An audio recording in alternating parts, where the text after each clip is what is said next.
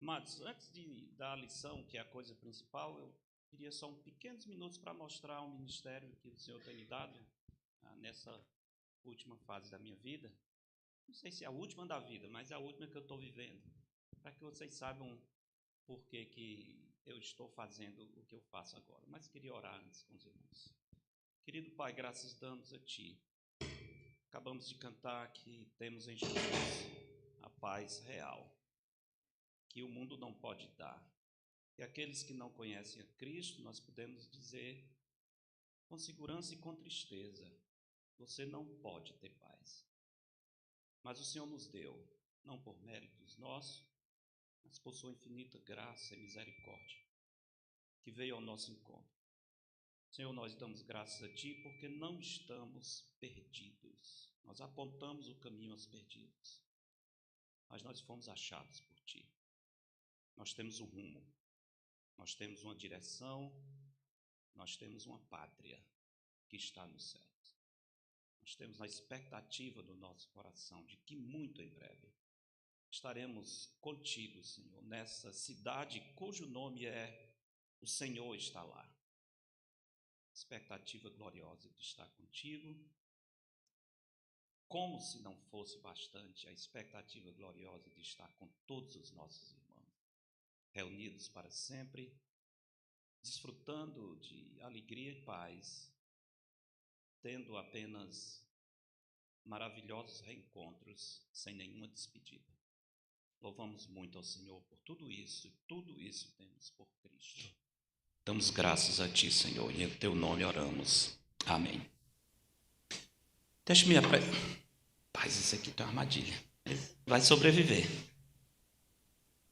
Deixa-me apresentar rapidamente o que é que eu faço agora, desde 2020. Eu passei aqui na Igreja de Canaã quando estava mudando de ministério. Não sei se irmãos lembram. Não tenho obrigação de lembrar, não, mas eu lembro. Mas já tem 4 anos isso. E talvez alguns de vocês não estavam, ainda queria que entendessem um pouco o que eu faço. Hoje eu estou morando no extremo norte do Brasil, na cidade de Boa Vista, capital do estado de Roraima. Aqui nós dizemos que é o fim do mundo, eles dizem que é o começo, depende do ponto de vista, né? Mas ali na capital do estado de Roraima está a 220 quilômetros da fronteira com a Venezuela, cidade de Pacaraima, e está a 100 e poucos quilômetros da fronteira com a Guiana Inglesa, na verdade, a República Cooperativa da Guiana. A chamamos de Guiana Inglesa por causa da história. Mas é uma cidade fronteiriça, portanto, é uma cidade multicultural. Hoje nós temos uma mescla muito grande de pessoas de vários países, especialmente desses dois, e principalmente Venezuela, por causa da situação triste, a situação econômica e social, de miséria, o povo passando fome, literalmente. Em Boa Vista, há mais de 150 mil venezuelanos, isso é quase mais de 1/3 da população da cidade. Vem para tentar emprego, tentar sobreviver. Uma vez eu recebi uma família em casa, ajudando uma mulher, uma senhora, jovem senhora com 2 filhos, que estava tentando escapar no Brasil, passando em Boa Vista, estavam indo para Goiânia, e nós acolhemos, porque eles estavam num galinheiro, vários dias, literalmente em um galinheiro, e naquela tarde era a última coisa que eles tinham, era um bolo que ela tinha comprado, fatiou e ia vender as fatias para ter o que dar para as crianças comerem à noite. E o Senhor nos ajudou, por meio de contatos, a encontrar essa família. Eu lembro que recebemos eles em casa alguns dias, e no final eu fiz um pequeno vídeo, eles queriam agradecer, levantamos a oferta para comprar a passagem deles de Boa Vista para Goiânia. Eu lembro do garotinho que disse: aqui é bom porque a gente come. Já pensou nisso? Eu gosto do Brasil porque a gente come. É algo, nós nunca experimentamos isso, mas infelizmente muitos ali estão. Então moro ali. A mudança ministerial é um novo projeto que começou a partir de 2020, interessante. 12 de junho de 2020 foi quando eu mudei de Fortaleza para lá. Então completamos 4 anos aqui. Esse melhor livro que foi escrito no século 21. Quem não leu esse livro já perdeu metade da vida. Se demorar, vai perder a vida toda. Brincadeira, irmãos. Mas numa parte desse livro eu falo sobre mudança, e no prefácio eu escrevi isso. Mudar é preciso e possível. Deus é imutável, mas tem grande prazer em promover mudanças verdadeiras, profundas e duradouras. Eu falo sobre isso porque a Bíblia mostra a necessidade de mudanças. E eu conheço muita gente que diz assim, não tenho mal o que mudar. Eu sou assim, já estou na minha idade, minha vida está estabelecida. Por que pensar em fazer alguma mudança na vida? Olha, nós sempre devemos estar abertos à mudança, e não só abertos, devemos estar mudando. Nós não chegamos ainda onde deveríamos chegar. Então, por que não dizer, Senhor, aqui estou. Se o Senhor quer mudança na minha vida, estou pronto a seguir. É o nosso diácono dos recursos hídricos, né? Na hora da... Então, uma pergunta que eu tive que responder para mim mesmo e talvez ajude a vocês. Quando é que é tempo de fazer uma mudança na sua vida? A semana passada, um pastor em Fortaleza mandou uma mensagem para mim. Pastor, estou pensando que está na hora de mudar de ministério. Como é que eu descubro que eu devo mudar de ministério? Agora, porque eu mudei, eu tenho que responder as perguntas dos que querem mudar também. Mas eu tenho uma resposta para isso. Quando é o tempo de fazer qualquer mudança na sua vida? A minha resposta é essa aqui. Em qualquer tempo. Qualquer tempo. Quando você notar que a sua vida pode ser redirecionada a fim de ser mais útil no reino de Deus. Está pensando em mudar? A pergunta é, qual a motivação da mudança? Com essa mudança, a sua pequena e frágil vida será muito mais útil para a glória do Senhor, que é o que interessa? Vai ser. Pode ir em frente. Pode ir em frente. Deus se agrada de mudanças motivadas por essa razão. Então, foi isso que nos levou a fazer essa mudança. Por trás disso está o projeto da Missão Maranata. Não sei se vai. Aí tem uma pequena apresentação panorâmica de onde estão os missionários da Missão Maranata. A Missão Maranata nasceu há cerca de 20 anos, 18 anos para ser mais preciso. Nasceu na Igreja Bíblica Batista do Planalto, durante o tempo em que estávamos liderando aquela igreja. O ministério cresceu tanto nesses anos, em cerca de 50 missionários em 13 países, nos 4 continentes. Falta apenas um para completar o mundo, é na Austrália, e é capaz de estar aqui o candidato, se quiser. Mas temos espalhados pelo mundo, nesse pouco tempo, é uma obra que o Senhor levantou, e só Ele podia antecipar esse resultado em tão pouco tempo. Confesso que eu nunca imaginei que um dia a Missão Maranata, e podíamos dizer, estamos em 4 continentes, em 13 países, com pessoas entrando para ir a outros locais. É só Deus, irmãos, não é... como foi que o Senhor sonhou? Eu não sonhei nada, né? Não tive nenhuma visão, eu simplesmente vi uma porta aberta e achei que devia entrar, como eu sempre faço. Se Deus abre uma porta, minha filosofia é essa, se Deus abriu uma oportunidade para servi-lo, entre. Eu posso errar? Posso. Se errar, eu volto. Mas pelo menos eu tento, né? Agora eu tenho que entrar alegre e se tiver que voltar, voltar alegre, não resmungando. Eu já entrei em alguns e tive que voltar. Mas se eu nem tentar, como é que eu vou poder dar um passo além? Há pessoas que são extremamente conservadoras, né?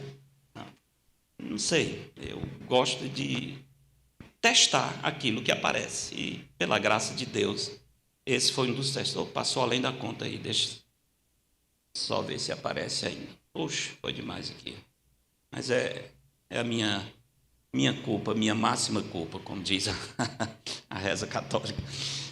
Mas estamos espalhados assim no mundo e pela graça de Deus a obra tem avançado. Além disso, o Senhor também tem me dado o privilégio, por causa da oportunidade de estudar aconselhamento bíblico no nível que desligou aqui, num nível um pouco mais aprofundado, e por isso eu tenho também trabalhado em treinamento de líderes por meio dessa organização que foi aqui. Desconectou aí, não foi?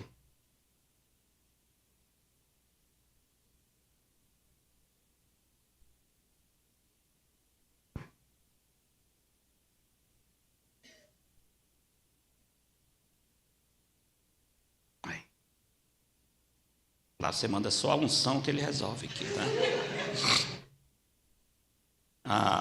Parte do meu ministério também é treinamento de líderes com essa organização americana, que é nova no Brasil, mas já existe em 40 países, que o objetivo é treinar conselheiros bíblicos, pessoas que acreditem, aceitem a suficiência das Escrituras para os dilemas da alma. E no Brasil eu sou um dos participantes desse ministério. Então damos módulos de aconselhamento, como temos feito às vezes aqui no Cariri e em outros locais, sempre tentando despertar os irmãos para o valor da Escritura. A igreja precisa afirmar e praticar a suficiência da palavra de Deus para transformar, para produzir transformação centrada no coração para a glória de Deus. A palavra de Deus muda a nossa vida. E em aconselhamento bíblico nós temos um lema: o problema não é o problema, o coração é o problema. Então tentamos utilizar o ensino da Escritura para alcançar o coração, não somente aconselhando, mas ajudando os irmãos a fazerem o mesmo.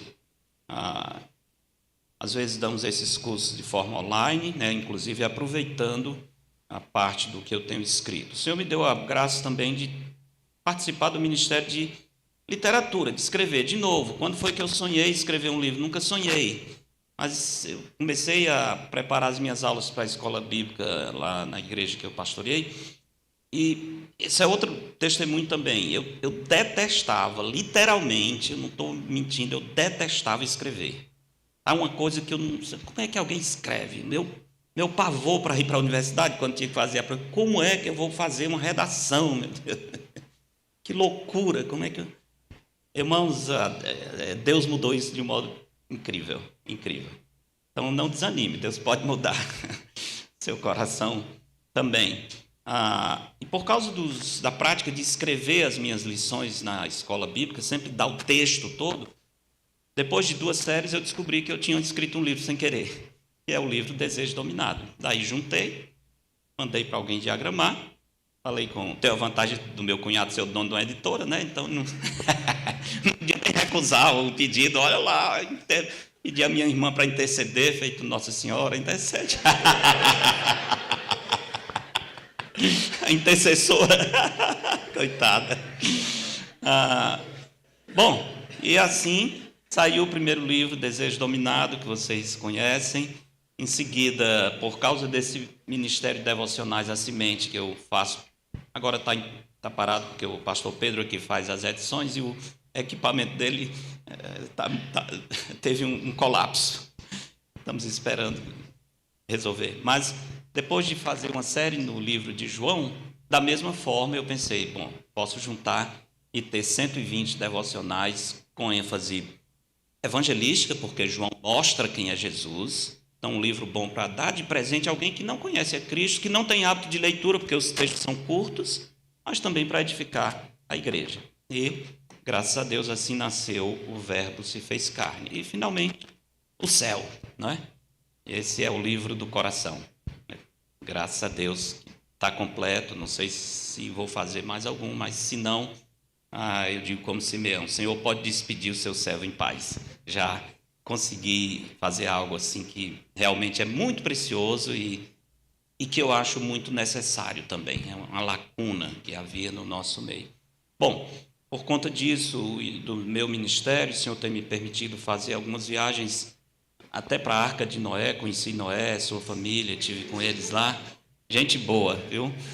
Mas essa viagem fez parte de um treinamento também para estudar criacionismo nas camadas geológicas no Grand Canyon e também repassar isso para outros irmãos. O Senhor me deu a graça de fazer algumas viagens, 2 viagens a Israel, inclusive levando irmãos para serem edificados, não só para turismo, mas para serem edificados olhando a Jerusalém, contando as torres e lembrando: esse é Deus, o nosso Deus, que será o nosso guia até a morte.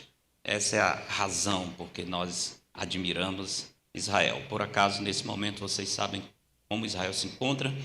É uma ordem bíblica: orai pela paz de Jerusalém. Então, oremos para que o Senhor, na sua graça, continue protegendo. Eu estou lendo o Antigo Testamento, novamente admirado quando o Senhor diz para Salomão: eu escolhi esse lugar. Ali estará sempre os meus olhos e o meu coração. É muito forte isso. Para sempre, ele diz, os meus olhos e o meu coração estarão nesse lugar. Jerusalém continua sendo a cidade do grande rei. Ele vai reinar ali. Os seus pés vão tocar no Monte das Oliveiras. Vai ser um espetáculo, né? E nós estaremos lá também. Amém? Isso é muito cara a viagem, mas no milênio eu chego lá.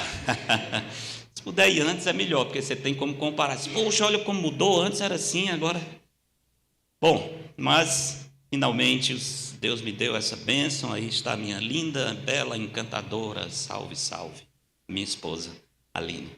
O Senhor tem me permitido participar de vários eventos missionários e, assim, por essa razão também tenho viajado muito. Então, por favor, orem por nós, orem pela nossa família. Eu sou um intermediário entre os missionários que estão no campo e as igrejas no Brasil. Então, eles têm crises financeiras, eles precisam sair do país, é preciso levantar recursos para uma necessidade emergencial, crises pessoais, crises espirituais. Missionários também têm crises espirituais e familiares e, com a graça de Deus, posso aconselhá-los, às vezes pessoalmente. Ultimamente não tem sido possível visitar todos esses países, até pelos custos de passagem, mas tenho visitado alguns e tentado ajudá-los.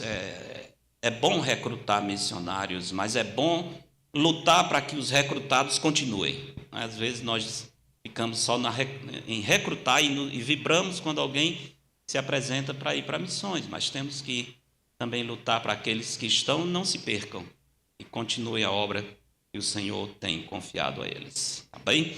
Assim os irmãos têm. Deixe-me só mostrar esse último slide aqui. É um caririense que vocês conhecem bem, Júnior.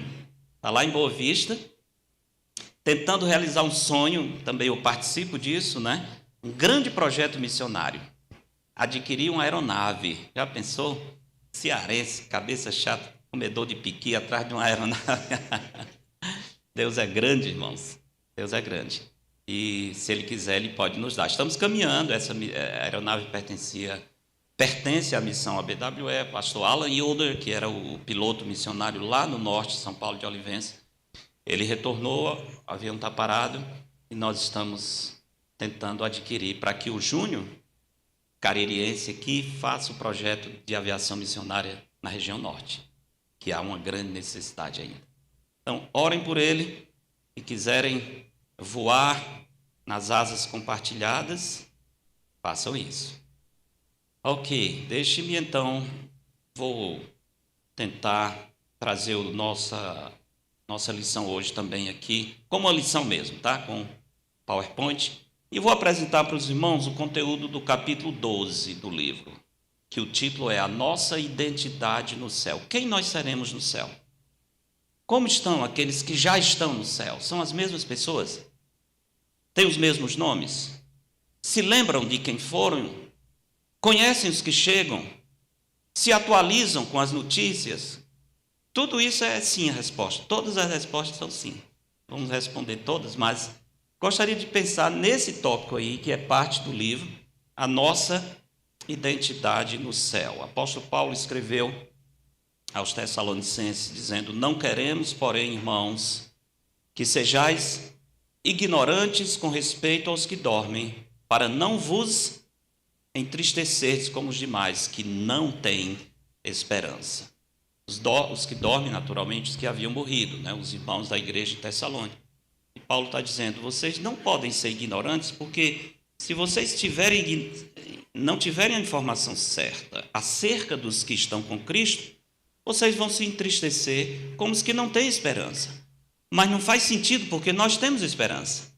Então, podemos nos entristecer, não é pecado se entristecer. Jesus chorou. Mas não podemos ser consumidos pela tristeza e o desespero, porque nós temos esperança. E a nossa esperança não é simplesmente otimismo, perspectiva de um novo dia. Às vezes o mundo também quer nos passar aquela ideia de autoajuda, vai dar certo, né? Sempre tem essa frase que é nova, né? Acho que nasceu na época da pandemia, lá em Fortaleza botavam muito nos outdoors, vai dar certo, eram os empresários dizendo: não, Não se desesperem, vai dar certo, vai dar certo. Sempre que eu olhava aquela frase, eu dizia para mim mesmo, e se não der? Que às vezes não dá, não é? A razão não é ser pessimista, eu não sou pessimista, é simplesmente dizer assim, nós não podemos viver de otimismo sem fundamentação, só aquele otimismo baseado em quê? No próprio otimismo, a fé na fé. Não, o que faz diferença não é a fé, é em quem está a nossa fé. A nossa esperança não é simplesmente em probabilidades e possibilidades de dias melhores. Nossa esperança não é numa doutrina, nenhuma tese, nossa esperança é uma pessoa. Tu és a minha esperança, diz o salmista. Então, nós somos as pessoas para ter mais tranquilidade, mais esperança e nunca sofrer como aqueles que estão desesperados. O ensino central nesse capítulo, eu diria que pode ser resumido assim: no céu, seremos exatamente quem nós somos, mas livres das distorções do pecado. Exatamente quem nós somos. Exatamente. As feições, inclusive. Poxa, eu pensava que ia ser mais bonito lá. Não tem jeito não, tá? Se acostume. Vai dar uma melhorada. Mas também os nossos critérios estéticos de beleza serão puros, né? Como dizia a minha filha quando era pequena, uma vez falando disso, ela dizia assim: quem ama o feio, bonito lhe parece, não é, mamãe? Moleca safada. Então, no céu nós seremos exatamente quem somos, mas livres das distorções do pecado. O que a Escritura diz sobre o medo? João 4,18 diz: o medo produz o quê? Tormento. E produz mesmo. Pessoa que está dominada pelo medo, ela está atormentada. Uma vez que o medo é um poderoso instrumento de controle, como ficou claro durante a pandemia de Covid-19, podemos entender quando o autor da Epístola aos Hebreus diz que o diabo utiliza o pavor da morte para nos escravizar por toda a vida. Foi fácil dominar o mundo, né? Vai ser fácil o anticristo dominar o mundo. Só jogue o medo nas pessoas. E nós temos a mídia e tudo para fazer esse medo chegar a cada pessoa, até as crianças. E todo mundo fica paralisado, porque o medo nos paralisa. Não é? O medo neutraliza, o medo tira nossa força. E nós vimos isso. Mas, graças a Deus, nós não precisamos ficar dominados pelo medo e nem pelo pavor da morte, porque a própria morte já está vencida. Cristo venceu a morte. Nós somos aqueles que em Cristo podemos dizer: onde está, ó morte, a tua vitória? Onde está, ó morte, o teu aguilhão? Podemos enfrentar as lutas da vida e da morte com grande esperança. Quando, pela fé em Cristo, somos libertos do medo da morte, nossa alma respira aliviada. E não mais sofreremos como os demais que não têm esperança. A certeza do céu é uma incrível fonte de consolação, pois nos traz paz, conforto e vitória, mesmo diante de um poderoso inimigo que é a morte. No livro eu conto várias histórias de como o ensino, os estudos bíblicos acerca do céu que eu ministrei durante a pandemia no canal do YouTube, acho que são 26, 27 estudos, espalhou. Era um momento propício, estava todo mundo apavorado, a eternidade chegando à porta, a morte, né? Era só o que a gente via. Então, eu fiz aqueles estudos que são, de fato, a base para o livro. E espalhou. E eu recebi muitos relatos, alguns deles eu coloco no livro, de pessoas que perderam seus queridos, às vezes perderam 2 no mesmo dia, mas dizendo: nada me ajudou mais naquele momento do que estudar sobre o céu. Muito obrigado, aquilo trouxe conforto e esperança, me livrou realmente do desespero. Naqueles dias, aconteceu a promoção desse querido irmão, também na época da Covid, pastor Marcos Gleice. Alguém conheceu o pastor Marcos? Sérgio não, Marcos. Mas ele está salvo, não deve achar ruim não, que eu estou... Espero que ele se alegre com Sérgio Gleitz, conheci o Sérgio Gleitz muito tempo antes dele vir para o seminário, ele era original da Igreja Maranata, em Fortaleza, cidade 2000, morávamos ali perto, pessoa maravilhosa, sempre simpática, esse sorriso aí era o cartão postal, né? Você não podia olhar para o Sérgio sem ver esse largo sorriso. Completou a carreira dele. Seria muito triste olhar essa foto e dizer, puxa vida, acabou tudo, não é? Não acabou nada. Esse sorriso está muito mais bonito agora. Nesse momento. Eu vou dizer mais. É bem provável que ele esteja sorrindo agora porque eu estou falando dele. Opa. Não se assustem não, estão sentindo alguma coisa? Hoje à noite eu vou falar um pouco sobre isso, a conexão entre os que estão no céu e nós aqui na terra. Mas vou mostrar na Bíblia, tá? Para não dizer que eu estou inventando. As marcas da decadência, as garras horríveis da morte, a sua força destruidora serão engolidas ou tragadas pela vida. É o que Paulo diz em 2 Coríntios, capítulo 5. Pastor Douglas e o seu filho Obed. Alguém conheceu o pastor Douglas? Você tem algum tempo entre as igrejas batistas regulares, com certeza conheceu o Douglas, conhecido em todo o Brasil. Dia 23, eu acho, 22 ou 23 de fevereiro de 2001, pastor Douglas foi promovido ao céu. Bem cedo, de madrugada, acordamos, chegou a notícia. Deus levou o pastor Douglas. No fim da tarde daquele mesmo dia, Deus levou seu filho, Obed. A irmã Francelina perdeu. Perdeu não, a gente fala de perdeu, mas é porque temos que inventar um vocabulário celeste, né? Ele não perdeu. Como é que perdeu se eu sei onde ele está, com quem ele está e como está? Não perdeu. Mas vamos dizer, se separou temporariamente do seu querido esposo, Douglas, do seu filho Obed. Nós estávamos no sepultamento, corpo do pastor Douglas no cemitério, quando o hospital mandou mensagem para ela dizendo, passe aqui para despedir-se do seu filho, ele não vai resistir. No mesmo dia,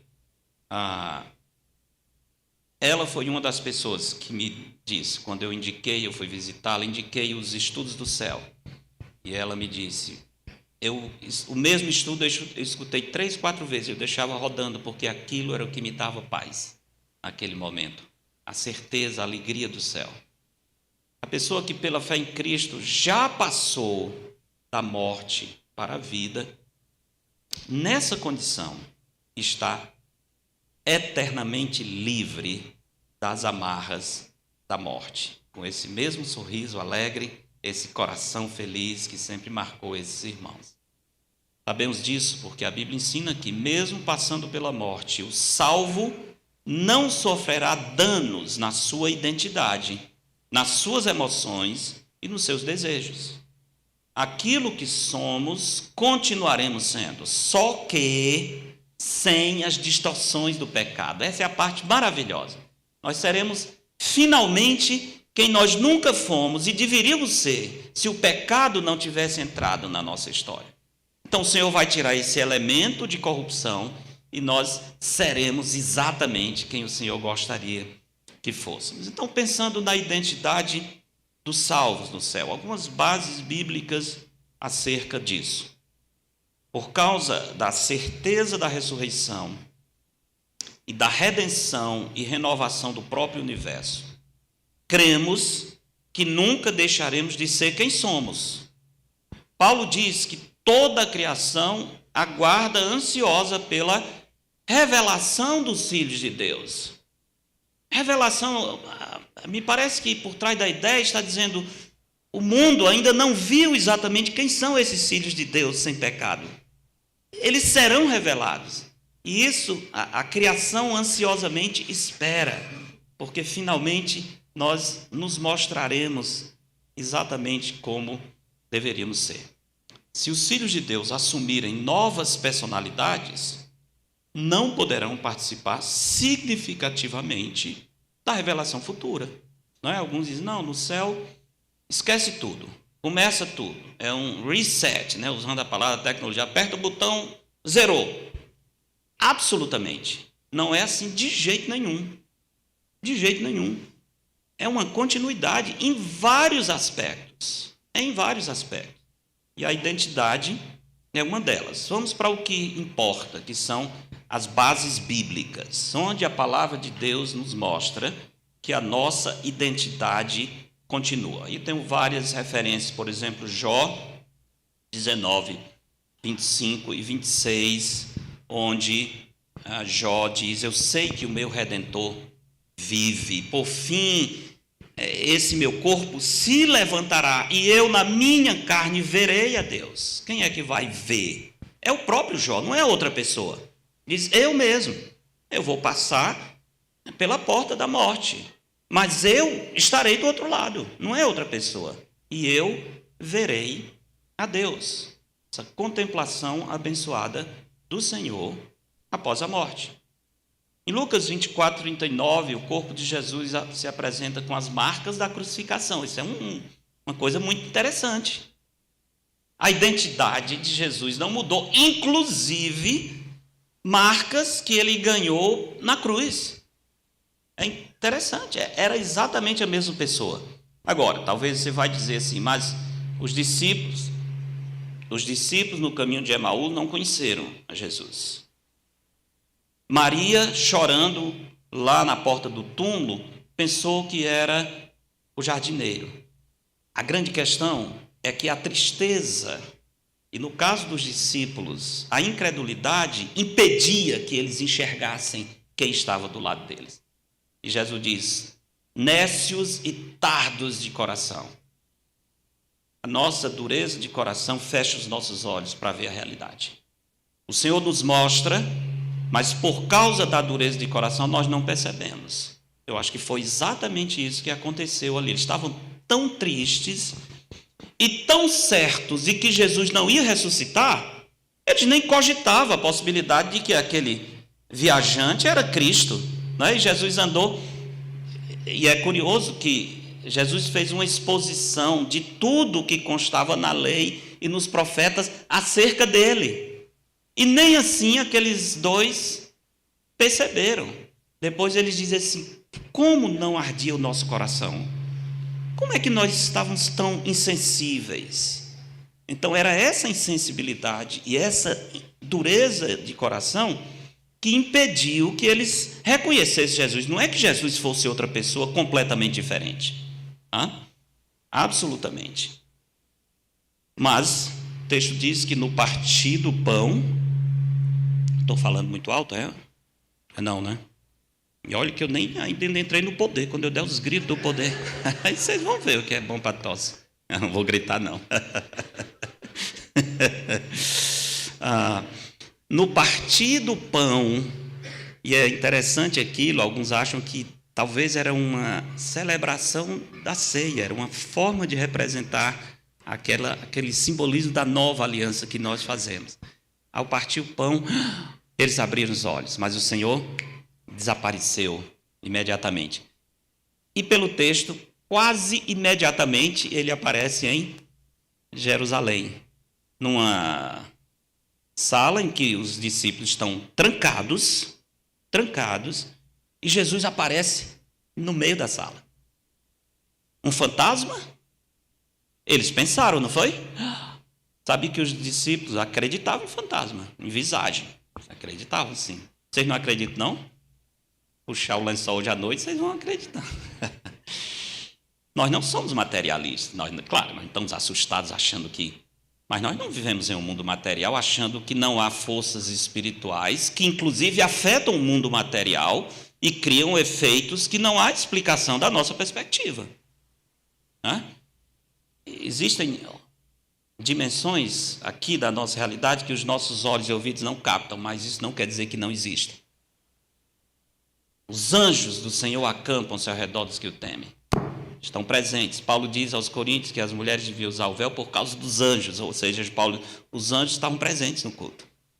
Estão presentes, sim. São espíritos ministradores enviados em favor dos que hão de herdar a salvação. Então, eles pensavam que era um fantasma. Jesus diz: vocês têm pão? Lembra? Pegou o pão. Não é que ele tivesse com fome, Mas algumas coisas curiosas. Primeiro, o corpo ressuscitado se alimenta.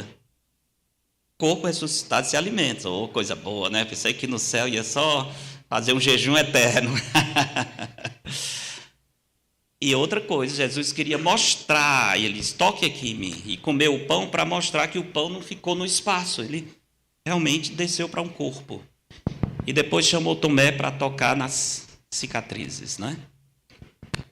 Corpo ressuscitado, glorificado, não sujeito às leis físicas da matéria, porque cruzou a parede, então não está mais sujeito àquela lei da impenetrabilidade, que diz que dois corpos não podem ocupar o mesmo espaço. Nesse caso, ocupou, porque ele passou na parede. Mas era um corpo material, tangível. Podia ser tocado, podia se alimentar. Era o mesmo Jesus. Talvez a pergunta é, isso quer dizer que nós ressuscitaremos o nosso corpo no céu? Terá as marcas e cicatrizes dessa vida? Eu acho que no nosso caso não, porque as nossas cicatrizes são lembranças da decadência do pecado. As cicatrizes de Cristo são lembranças da vitória eterna. O que Ele fez por nós. Aquelas marcas têm um significado.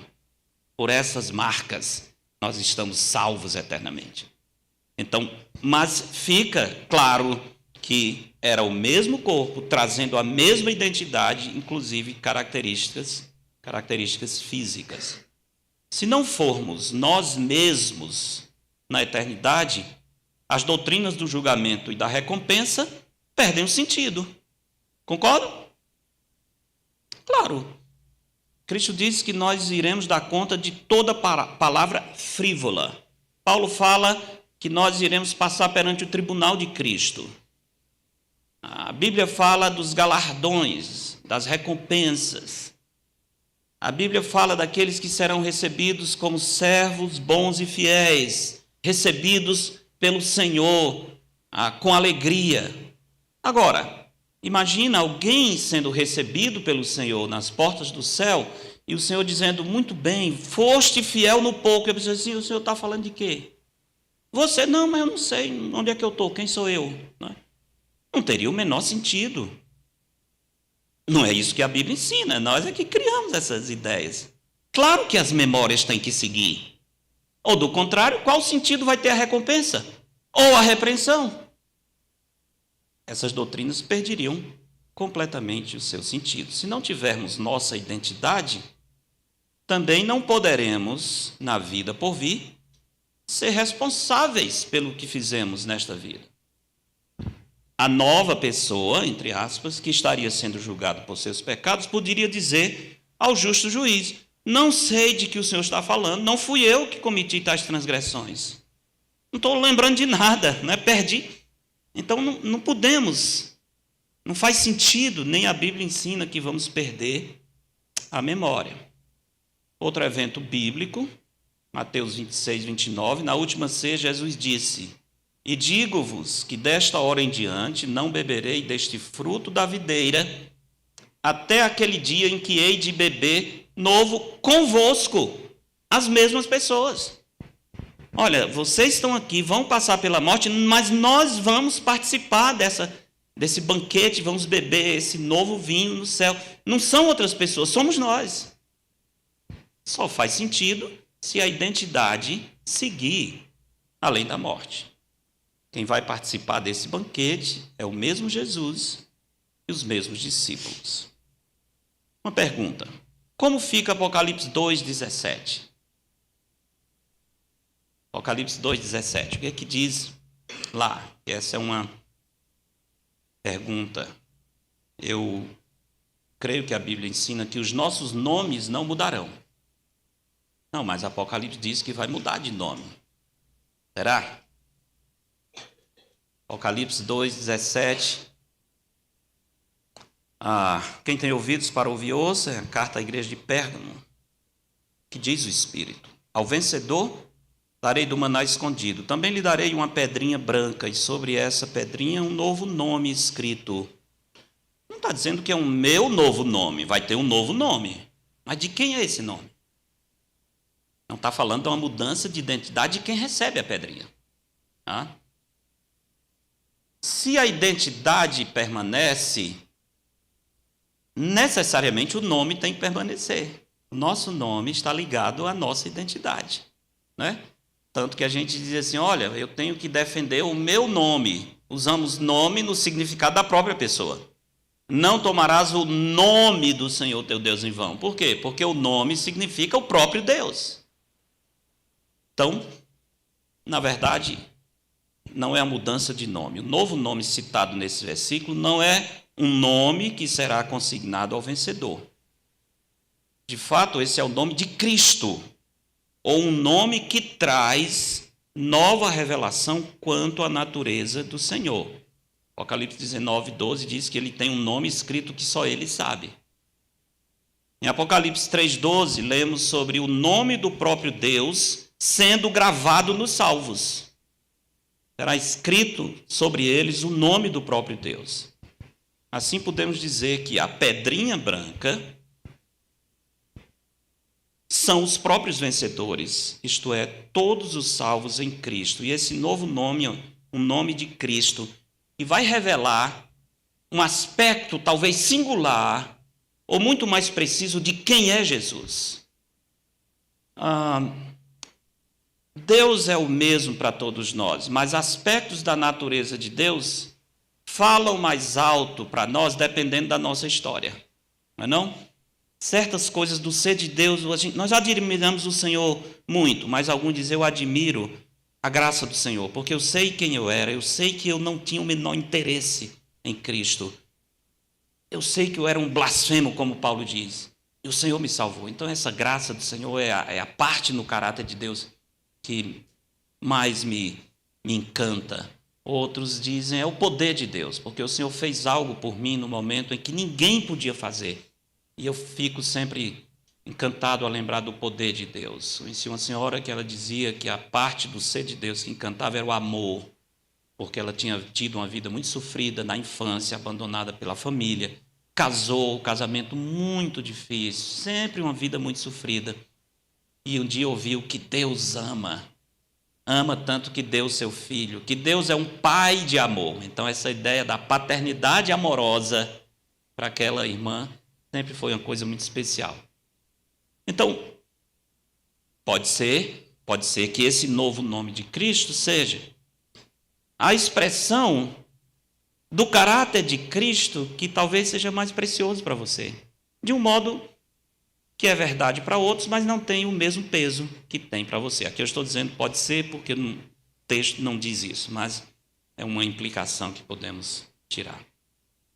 2 Coríntios 5,4 diz, pois na verdade os que estamos neste tabernáculo gememos angustiados, não por querermos ser despidos, mas revestidos, para que o mortal seja absolvido pela vida.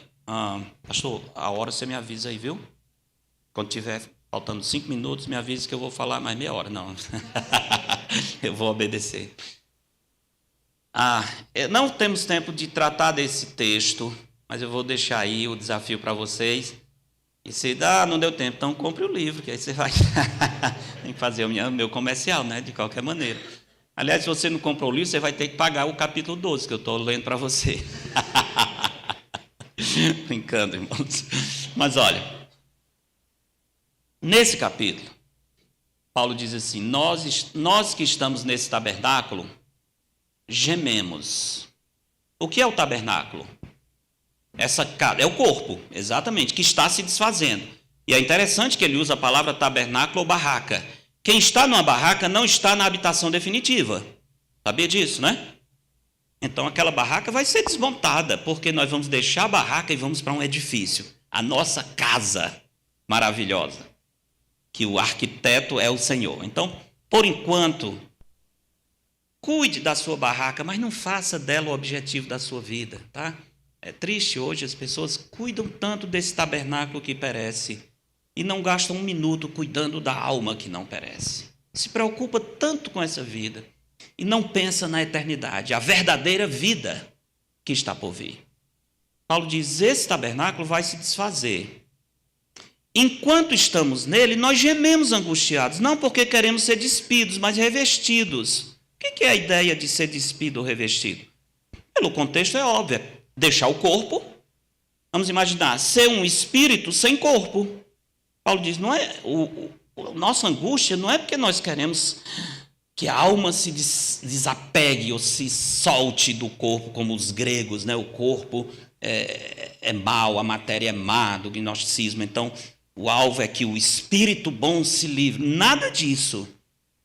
Corpo não é mau em si, matéria não é mau em si. Em Cristo habita toda a plenitude da divindade, corpo físico. Tá? Era um grande problema lá. Então, não é a questão da matéria. Aliás, Deus não nos criou para existir sem corpo. Em nenhum momento. Por essa razão, eu acho que esse texto nos diz que hoje os salvos no céu têm corpo. Não são espíritos desencarnados. Corpo final e definitivo, não, porque vai receber na ressurreição. Na vinda de Cristo para arrebatar a sua igreja, os mortos em Cristo ressuscitarão e terão um corpo semelhante ao de Cristo.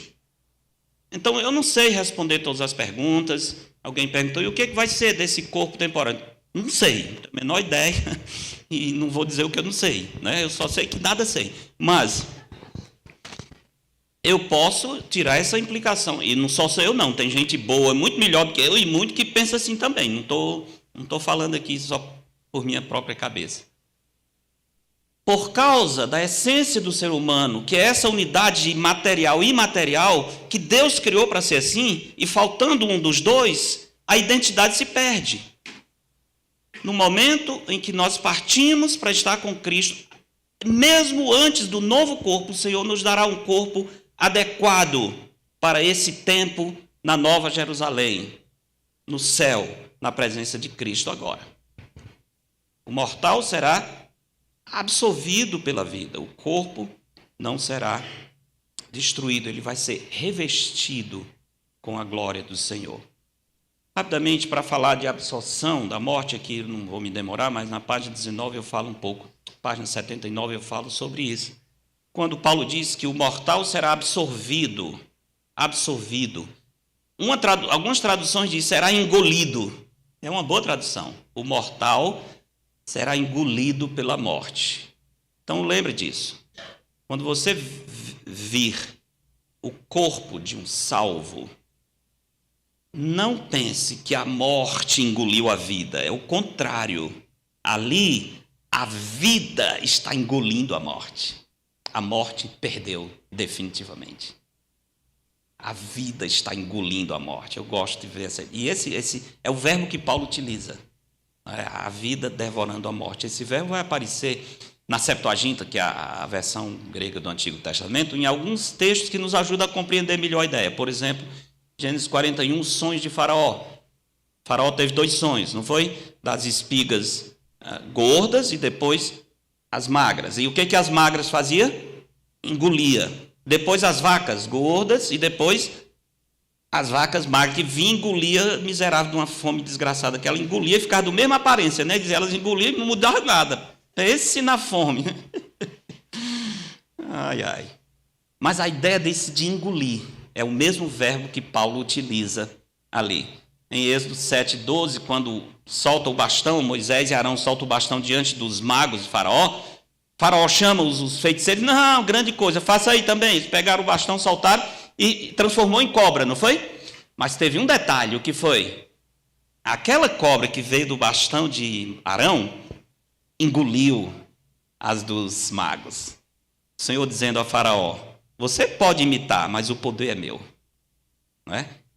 Engolindo, o mesmo verbo ali, ela devorou, número 16:32 diz que a terra devorou aqueles rebeldes, não é? E se rebelaram contra Moisés, a revolta de Coré, Datã e Abirão. Então, a identidade dos salvos. Romanos 8:18-25 diz que os filhos de Deus participarão da restauração da criação. Lucas 24:39 diz que a nossa identidade física continua após a ressurreição. 1 João 3,2, nós haveremos de vê-lo, seremos semelhantes a ele, porque haveremos de vê-lo como ele é. Abraão, Isaque, Jacó, Moisés, Elias e Lázaro têm os mesmos nomes. Todos eles aparecem antes e depois da morte na Bíblia. Moisés diz assim: muitos virão do Oriente e do Ocidente, sentarão à mesa com Abraão, Isaque e Jacó. E é muito interessante também, Abraão, pai, Isaque, o filho, Jacó, o neto, a família toda reunida. 5? É isso? 5 minutos? 10 minutos. Meu nome é Nés, eu vou correr aqui. Então, Abraão, Isaque e Jacó. Moisés e Elias apareceram no Monte da Transfiguração. Não foi? Não eram outros nomes. Era Moisés e Elias. Os mesmos. Não é? Isso é interessante porque muitas vezes os espíritos utilizam esse texto para reforço da reencarnação. Mas destrói completamente. Porque se depois da morte, quando voltar, vem reencarnado em outro espírito, não deu certo com Moisés e Elias. Porque eles haviam morrido muito tempo e quando eles aparecem, são Moisés e Elias. Do mesmo jeito. Não é? Os nomes dos 12 filhos de Jacó estarão escritos nos portões da Nova Jerusalém, que aparentemente são os mesmos nomes, mesma identidade. Portanto, podemos dizer que os nomes com os quais os salvos foram conhecidos nesta vida são os mesmos nomes que estão escritos no livro da vida do Cordeiro. Quando fizer a leitura, o secretário celestial passar o dedo, está aqui, é esse nome aqui. Pronto, sou eu, Senhor. Está aí o meu nome. Que alívio. Né? Está no livro da vida. Amados irmãos, apresentem aos perdidos essa maravilha do céu. Que nós não vamos ser diluídos, destruídos, não vamos partir para a terra do nada, não vamos, como o hinduísmo diz, ser fundidos com o nirvana, aquela coisa... Nem como o Espiritismo diz que a gente vai passando por sucessivas mortes e ressurreição. Que coisa triste, não é? Aos homens está ordenado morrerem uma só vez, Hebreus 9, 27. Vindo depois disso o juízo. E se eles entenderem quem é Cristo e aceitarem o Senhor, esse juízo será favorável e eles estarão no céu com a mesma identidade.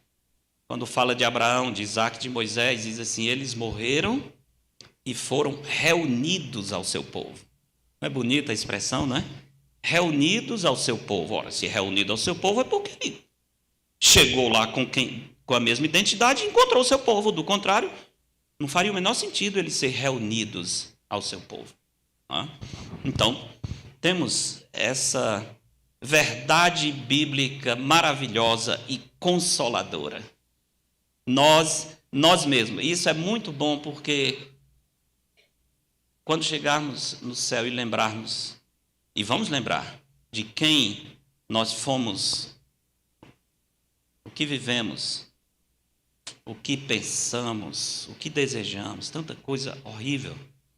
Quando a gente para, fica assim: ô Senhor, tenha misericórdia desse miserável pecador. Como é que alguém é tão duro de coração? Como é que o pecado ainda está presente? Como é que a gente ainda abriga pecado no coração? Que coisa horrorosa. O salário do pecado é a morte. Eu devia ir para o inferno, sim. Se Deus me desse o que eu mereço, eu devia ir para o inferno. O salário àquele que trabalha não é dívida, não é um favor, é uma dívida. O salário para aquele que peca, ele tem que receber, por justiça, o que as suas obras merecem. E o que as nossas obras merecem é o inferno. E no céu, a mesma pessoa, a mesma identidade, a memória de lembrando, dizendo: eu devia estar no inferno agora, mas Jesus me salvou. Estou livre eternamente. Imagina a gratidão, a alegria, o louvor que vai brotar do nosso coração. Porque nós mesmos seremos salvos. Nosso amigo pastor Douglas Alves, seu filho Obed, estão agora mesmo no céu. Eles mesmos, Douglas e Obed, e são chamados pelos mesmos nomes. Eu fico imaginando a cena. Douglas foi mais ou menos Foi no mesmo dia, mas 10, 12 horas antes do Obed. Antes dele, o pastor Antônio Paulo, que havia sido convidado para pastorear a igreja, Douglas estava saindo para plantar outra igreja. Chamou o pastor Antônio Paulo. 10 dias antes do Douglas, o pastor Antônio Paulo foi chamado para a glória. Pouco depois, a esposa dele. Então, foi o pastor Antônio Paulo, a esposa Ana Lúcia. Enquanto isso, Douglas e Francelino estavam internados. E ela... Só Deus sabe. Por que os dois estavam na mesma condição? E a esposa, no dia que saiu para casa, o esposo foi para a UTI e não resistiu. Deus sabe, não tem como explicar isso. Mas ela disse que ele perguntava sempre, como é que está o pastor Antônio Paulo? Mas ela sabia que ele já estava com Cristo, mas não dizia porque ele estava ali naquela situação. Eu fico imaginando, ele chegando e olhando o pastor Antônio Paulo, você já está aqui? Já, rapaz, cheguei há pouco tempo. Pai, não acredito não acredite, você não sabe o que perdeu, porque demorou, vem logo, deixa eu mostrar aqui para você. E a sua esposa está aqui também, Ana, vem cá. Tá, imagina a alegria, né? Todos se encontrando. E daí, 12 horas depois, a notícia, está chegando outra pessoa. De onde? De Boa Vista, sério? Quem é o nome? Obed. Obed é meu filho. Corra lá, porta número 8, é lá que ele vai entrar. Eu não sei se foi na porta 8, nem se foi assim, nem se foi o WhatsApp celestial que circulou. Mas a Bíblia diz que os nossos amigos vão nos esperar nos portais eternos. Por que não o nosso Pai, os nossos queridos, nos aguardando com alegria, não é? Eu fico imaginando a alegria naquele dia no céu. A gente triste aqui, mas a enorme alegria no céu com a chegada desses queridos. Não podemos sofrer como os que não têm esperança, porque nós temos Jesus. Mostrem isso para o mundo. Eu tenho descoberto, desde que eu comecei a estudar sobre o céu e escrevendo o livro, e esse assunto é uma boa porta de entrada para evangelismo também. Porque as pessoas, especialmente diante da morte, elas ficam desesperadas. E tem sido essa razão do enigma da morte que leva muitos para o espiritismo. Porque a pessoa naquelas saudades, eu queria falar com meu filho, eu queria falar com meu pai. E aí chega alguém e diz, eu posso, eu sei como você pode falar com a pessoa. Poxa, que pena. Não é verdade, mas a gente entende que é uma maneira que a pessoa acha que vai aliviar a saudade, que vai ouvir a voz, vai ouvir alguma coisa. Vamos chegar antes e mostrar o céu para pessoas que estejam assim, em dúvidas quanto à eternidade. Porque aqui é consolo real, é verdade pura, proferida pelo nosso próprio Deus. Consolai-vos, pois, uns aos outros com estas palavras. Amém? Encerrei, pastor.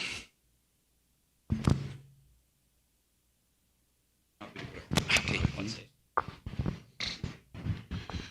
Ok, meus amados, antes da gente encerrar a nossa escola, a gente vai abrir para perguntas, uma contribuição que algum irmão tenha, e aí o pastor Genoan, como eu gosto de dizer, vai tentar esclarecer, né? A gente só tenta, né? Às vezes não conseguimos, mas tentamos. Então, irmã Diva, tem uma pergunta?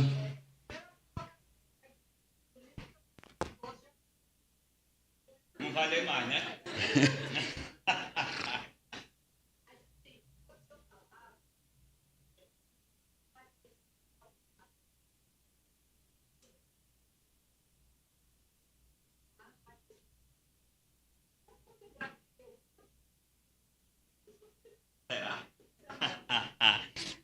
Essa é a primeira pergunta que as pessoas, em todo canto, viu, na senhora, né?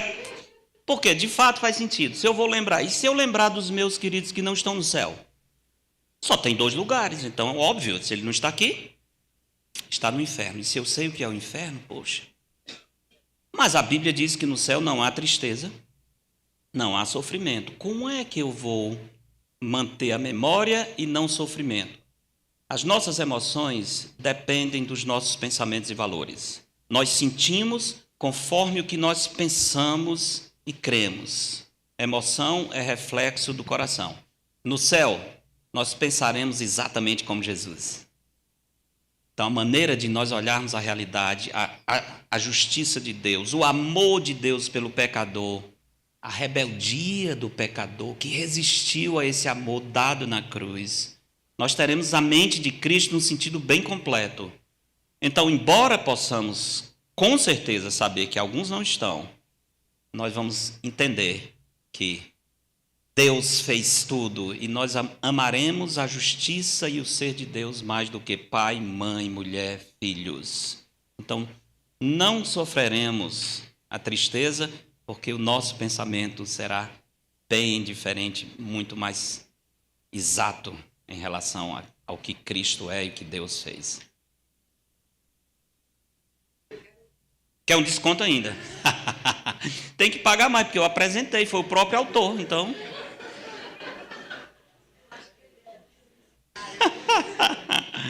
Mais alguém tem alguma pergunta? Sim, irmã.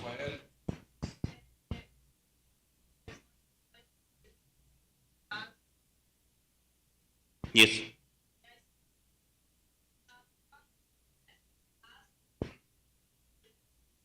Aham.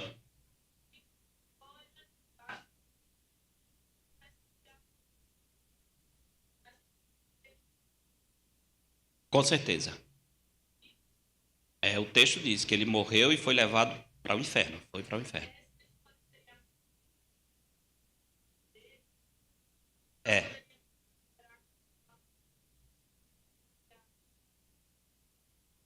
Tá. Existe um debate sobre isso. Se é parábola, apenas uma ilustração, ou se é história. Eu creio que é história. Porque há algumas características ali que diferem das parábolas. E uma delas, muito forte, é o nome próprio das personagens. Abraão, Lázaro. O rico não tem um nome, mas temos duas pessoas conhecidas na história bíblica que é chamado pelo nome, especialmente Abraão. E esse Lázaro. Então, parábola do semeador. Eis que o semeador saiu a semear. Não é? Não tem nomes, as parábolas não têm nomes de pessoas. São personagens fictícias, mas nesse texto tem nome das pessoas. Eu acho que Jesus iria gerar uma grande confusão, contando uma história fictícia em que os fatos não correspondem à realidade, usando Abraão, por exemplo. Né? Imagina isso. Poxa, botou Abraão nessa história. Imagina a confusão que isso ia gerar. Então, eu acho que há características muito claras de que era história. De fato aconteceu. Agora, tem algumas coisas que eu não sei responder. Que houve o diálogo, houve. Pergunta é, e hoje continua? Eu acho que não sei. Mas há coisas na Escritura que muitas vezes é a exceção que confirma a regra. Né? Que aconteceu, Deus abriu aquela exceção, mas não é a norma. Mas perguntando a resposta se é história, eu creio que era uma história, sim, uma história especial para mostrar o Evangelho também aos perdidos.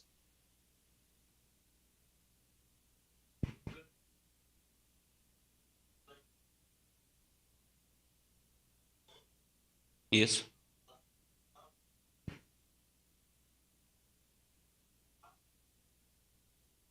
Eu não vou explicar muito não, que eu estou escrevendo um livro sobre isso, aí você não vai comprar. De fato é um projeto, eu já tenho muita coisa, mas vou falar, eu brincando. Mas você compra o livro, viu, de qualquer maneira.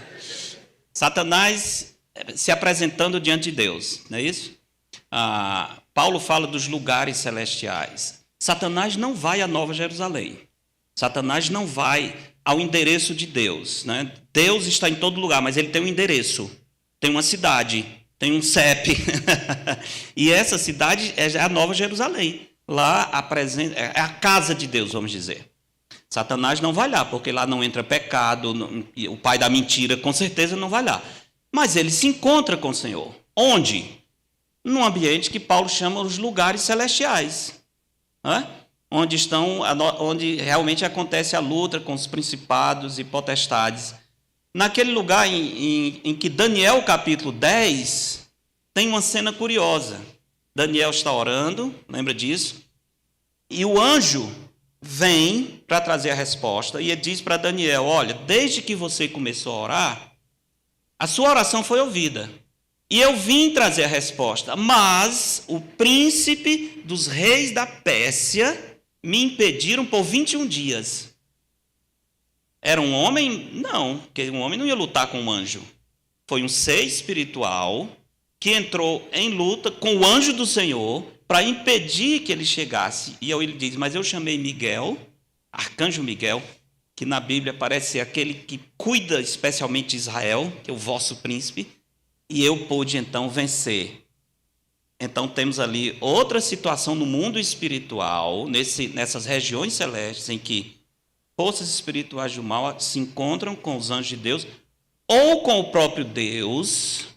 Tem uma história fantástica, não vou vender meu livro, eu estou apresentando tudo, mas tem uma história fantástica na época de Acabe. Vocês se lembram de Acabe queria convencer Josafá a ir para a luta com ele, né? E todo aquele queixo, o bicho era cheio de marmota, e tal, vai dar certo. E até que Josafá disse assim, eu quero que ouvir um profeta do Senhor. Não, profeta é que eu tenho aí da rua, traz aí 400 logo e tal. E todos eles, pode ir, vai dar certo. Se eu tivesse lá, eu dizia, se não der, né? Mas, e aí, Josafá disse, não, é gente demais, mas eu quero um profeta do Senhor. Esse aí é de H. Então ele disse, tem um que chama Micaías, lembra? Acabe, mas Acabe foi engraçado, eu rio honestamente quando ele diz assim, tem um, mas eu não gosto dele, porque ele não fala de mim o que é bom. Toda vez que ele fala. E Micaías conta a história que diz assim, olha, vocês não vão vencer essa batalha não. Eu vi a cena no céu, onde o Senhor reuniu todo o séquito de anjos bons e maus e disse assim, quem é que vai enganar os profetas de Acabe? E um anjo lá, que não era um anjo bom, naturalmente, porque ele ia trazer mentira, disse, eu vou. E Deus perguntou para ele, isso é uma conversa no mundo espiritual. E o Senhor dizia, o que é que você vai fazer? Eu serei espírito mentiroso na boca dos profetas. Deus disse, pois vá, e você vai prevalecer. O anjo mau vai executar o plano de Deus. Né? Mas isso é uma cena invisível, mas real, e que afeta a história de Acabe. No fim, ele vai morrer. Então, o mundo espiritual é real. E nós somos meio científicos demais, cientificista e quase materialista. Quando ouvimos falar dessas coisas do mundo espiritual, dos anjos, a gente quase que diz, não, isso... Mas está na Escritura e nós devemos conhecer essas verdades.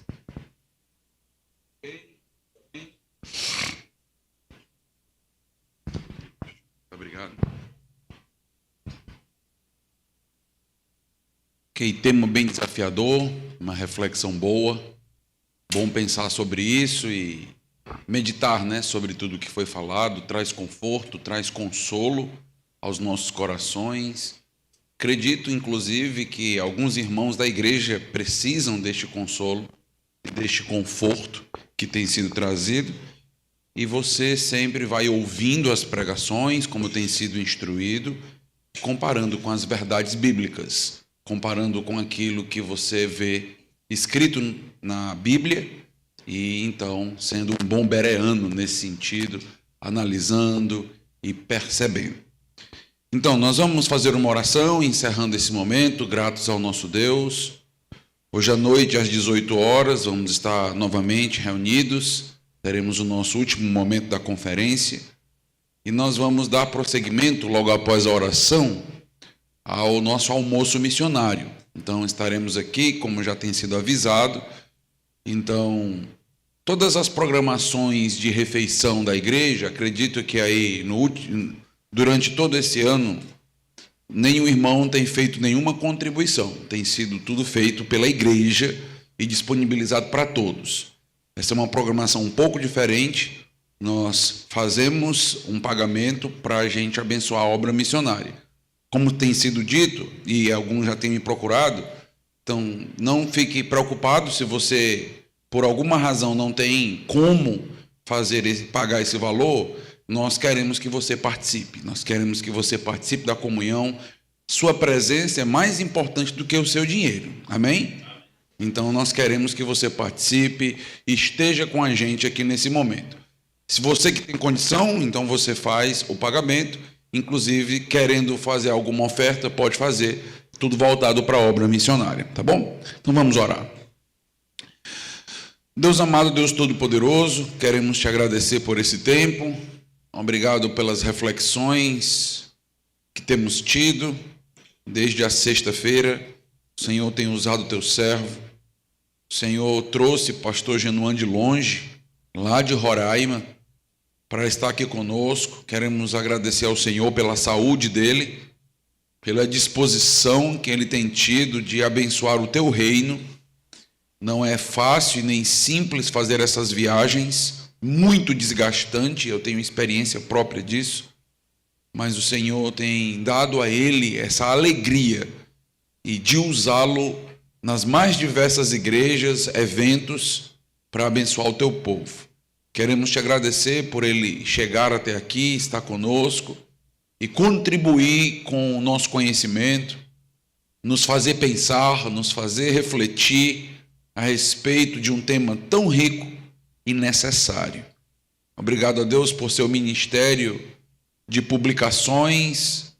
Queremos te agradecer porque o Senhor tem levantado no nosso meio homens de Deus para escreverem bons livros para a edificação do teu povo. Não é fácil, ó Deus, escrever um livro, não é simples, o desgaste é enorme, mas o Senhor é quem capacita. Receba toda a honra e glória, Senhor, por esses livros e edifica o teu povo a partir deste conteúdo. Obrigado por esta manhã, pela igreja reunida, por todos que chegaram. Queremos te agradecer por nossos convidados e eu quero te agradecer já antecipadamente aos irmãos que estão trabalhando tanto para que a gente possa ter esse almoço e se sacrificando em seus horários para que possa nos proporcionar um momento tão agradável assim. Que tenhamos um tempo bom de comunhão e que nós possamos nos alegrar como igreja por mais uma conferência missionária, em nome de Jesus. Amém. Deus abençoe, meus irmãos. Vamos para o nosso almoço.